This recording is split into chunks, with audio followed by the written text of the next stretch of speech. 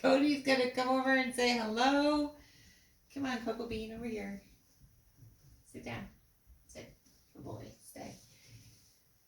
Hey, it's Jenny May here, and we have Cody with us today for our core workout. Apparently, he's feeling kind of lovey, so he wants to join in on the fun.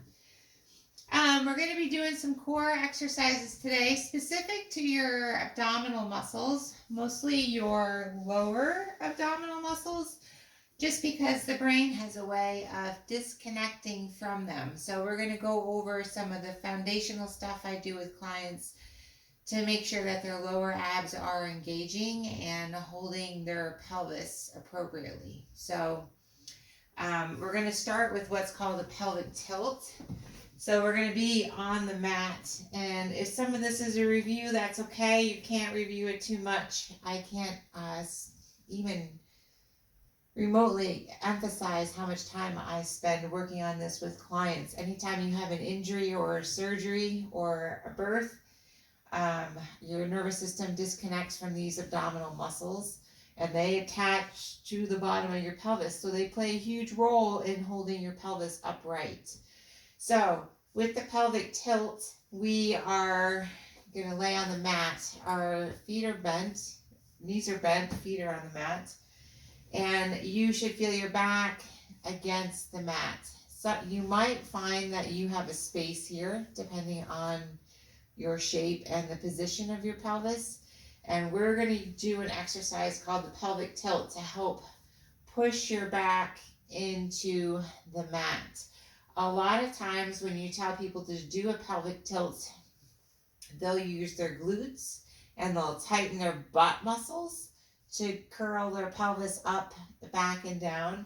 But that's actually not correct. You actually want to think about drawing your ab muscles in here so that it tips your pelvis up. And you should feel it right through here. And then I'm going to relax a second, and then I'm going to draw my ab muscles in, and you should see a slight tilt. My pelvis tips back, and then relax. If somebody uses their glute, it's more accentuated, and you curl your butt right up off the mat, and that's how you often know that the glutes are doing the work to curl the pelvis up. And that's actually not what you want with the pelvic tilt. You actually want to use it to draw these abdominal muscles up so that it pushes your back into the mat. And that way you know you're using them. Your glutes should still be soft. They shouldn't be engaging. You shouldn't feel them tightening too much. So you're going to want to, for this core circuit, you're going to want to do 10 of those exercises. And then you're going to relax a second. And you might have to shake it out if you're not sure what you're using, just to kind of reset your nervous system. So you can drop your knees side to side. That's always a good move. Pull it, your knees in, give them a hug, and then come back to your pelvic tilt so that you're thinking. Another good cue I often tell people to help find these abdominal muscles down here is to pretend you're blowing up a balloon, or one of those air mattresses that you use in the pool or the lake. And if you think about really expelling all of your air from out of your lungs and your diaphragm, you'll often find these. So you're going to really think about really blowing your air out so that your abs draw in. You almost create like a vacuum. And as they draw in, you're going to feel your back kind of get pushed into the floor a little bit more, and your pelvis is going to straighten up. And you should feel it all in here. And that's the pelvic tilt that we're going to focus on today. So if you're here naturally, if you're in an anterior tilt where your pelvis is tipped forward this way, then you might end up about here. Whereas if you're somebody like me whose pelvis is more neutral, then when I draw in my abs, it starts to really kind of push the small of my back into the mat, like it's trying to tip my pelvis backwards. So you want to repeat that exercise for 10 repetitions. If you want to hold it for a couple seconds, you can. So I'll do 5 with you where you're here.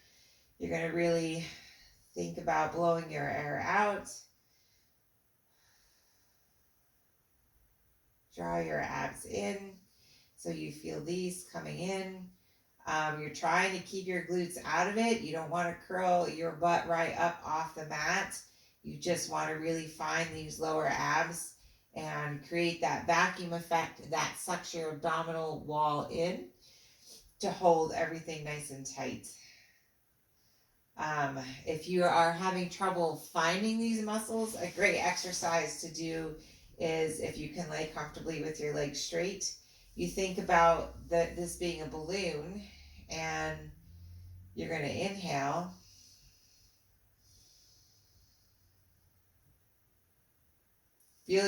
Fill your balloon as far as you can, and then you're going to exhale all the air.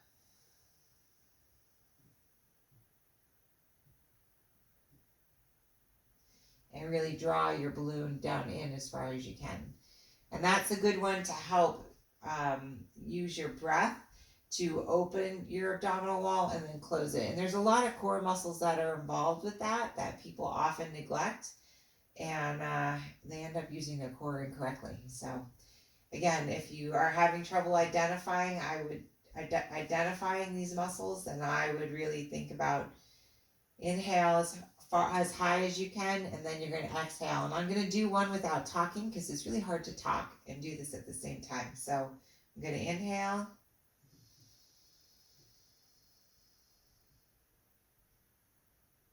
And then exhale.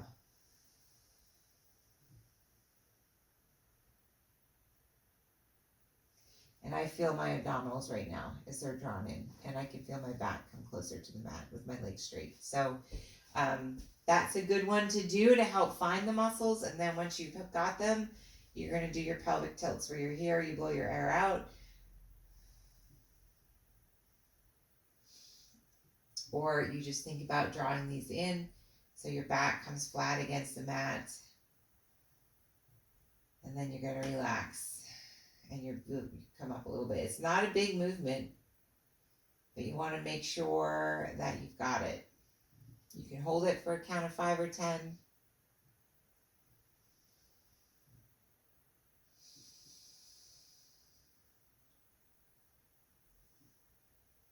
Try and keep your glutes and hamstrings out of it. We're going to do 2 more.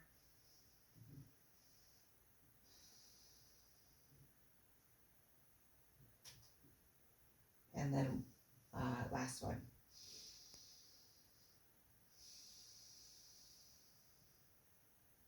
And you should feel these pretty good.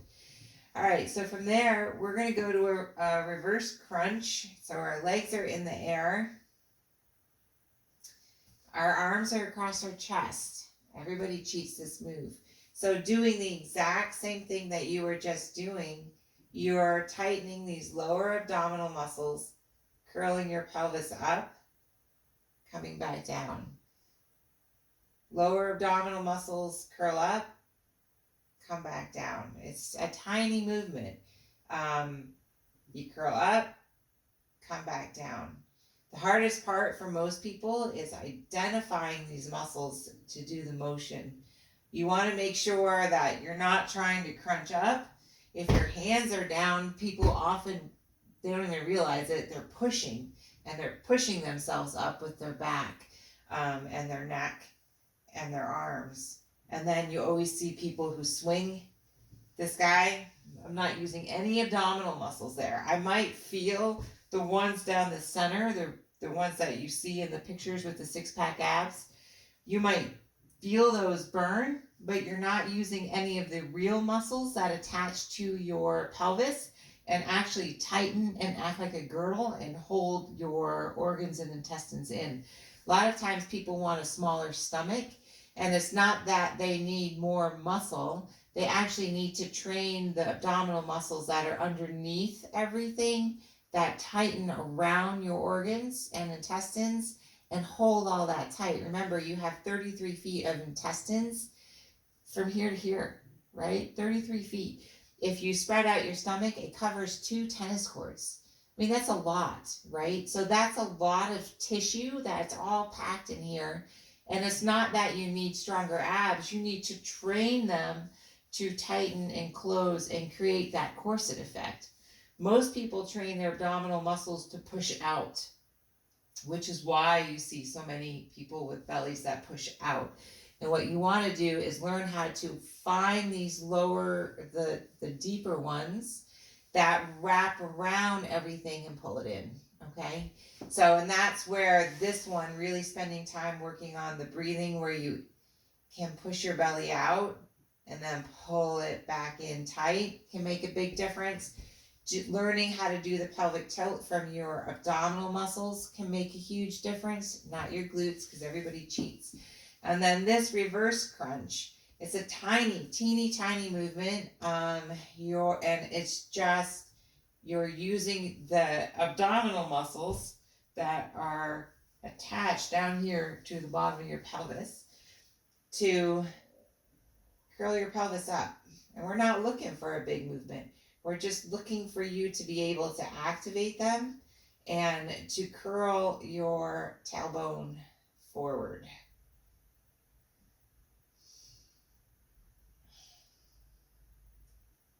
This is 6. You should not crunch up. Make sure you're not pushing your head into the mat. We're going to 10. This is 8. This is 9. And then 10. Okay, so you should feel some abdominal stuff happening in here. So we should know our abs are awake. And then the third exercise that we are going to do is a lowering one. And again, over the next few weeks, we'll build on these and progress them to harder movements. But I always want to start with the foundation first. So using these lower abs, we're keeping our back flat against the mat. You're going to take a toe, touch it to the floor, come back up. Take the other toe, touch it to the floor, come back up. Nothing comes off the mat. You can put your hand here to make sure there's no movement in that your back tips up away. Like I'll often see people do ab work like this. And so the whole point of your abdominal muscles is to create stability in your pelvis so it doesn't move. And yet everybody just rushes through the movements and never really develops the muscles there, which is a huge part of where back pain comes in. And people always say strengthen your core, and so they think that that's sit-ups and these guys where you lower and your back comes way up off the mat, and that's all wrong. So we're thinking small. So we're here, you're really paying attention to the fact that your back is flat against the mat. You're using your abs to hold it there. You're going to lower your leg. You might only get to here before you start to feel your pelvis let go. And that's just because your abdominal muscles don't have the strength yet. If so, you go to that place where you can make sure your back stays flat against the mat. If you can come all the way down, great. If you can come down and straighten your leg, great. You know, as long as there's no tipping in your pelvis. Same thing with this side. You put the hand down on the other side, you touch down. These abdominal muscles are working to hold your back flat. Nothing else, not your neck, not your shoulders. Everything up top should be nice and loose. Same thing. If you feel a little bit stronger and you can straighten your leg, then go for that. But you want to do 10 on each leg wherever you're at, starting with either here. If you can touch your foot down and keep your back flat, great. If you can straighten your leg, great. But really pay attention that you're not arching, because that's just the worst thing that you could do for your back. So next up, we're going to do the bird dog. We did the pelvic tilt, we did the reverse crunch, and we did the leg lowering or heel drops, I sometimes call them. So this is our bird dog. People think of it as a basic exercise, again, because most people do it wrong, and they just arm out, leg in, and you can see my back arches, my pelvis changes position, or a lot of people do this. and you're stretching, and there is a time that trainers will use it for a stretch, but when you're doing the bird dog for your core, you're really thinking about creating pelvis and spinal stability, so nothing should move in your spine. So you're going to think about that pelvic tilt, and you're going to tighten these muscles so that you lock your pelvis in place. And then you're going to straighten your leg, and your leg should be able to go straight back without changing position in your pelvis. Most people arch. They go here. It's easier. You don't have to engage your abs. Remember, your body doesn't want to do work. It's just instinct. It's not anything against you or your body. It's just, that's how bodies work. All right, so we're tightening here. We're extending our leg back, making sure our pelvis doesn't tip. Opposite arm comes up, right? You're going to come back down. Again, I would keep your abs tight, extend your leg back, opposite arm comes up. If you're more advanced, you can do them together. But if you were balancing a ball right here on your spine, it should not roll off your back. And then same thing on the other side, tightening my abs. You're going to find that one side is going to be easier than the other, because parts of your no human body is symmetrical, so one part of you will always be more balanced and have more stability than the other side. And so with these, I would do 10 on each side. Record a video and send it to me if you're not sure if you're holding your pelvis still. Another place I have people start, if they really aren't sure, is to keep their foot on the ground. So you keep your abs tight, keep your toe on the ground, come out, and you can start there, because that will often create less movement than if you lift your leg. And it just depends on how strong and well trained your lower abdominal muscles are, but you want to make sure you use them right. So, okay.